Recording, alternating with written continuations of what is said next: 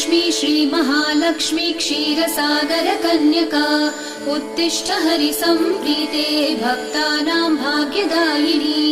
श्रीलक्ष्मी श्रीमहालक्ष्मी क्षीरसागरकन्यका उत्तिष्ठ हरिसम्प्रीते भक्तानां भाग्यदायिनी।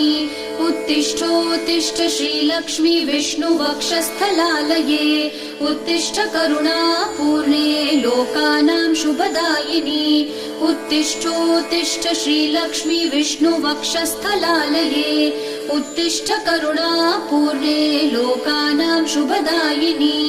श्रीपद्ममध्यवसिते वरपद्मनेत्रे श्रीपद्महस्तचिरपूजित पद्मपादे श्रीपद्मजातजननी शुभपद्मवक्त्रे श्रीलक्ष्मी भक्तवरदे तव सुप्रभातम्।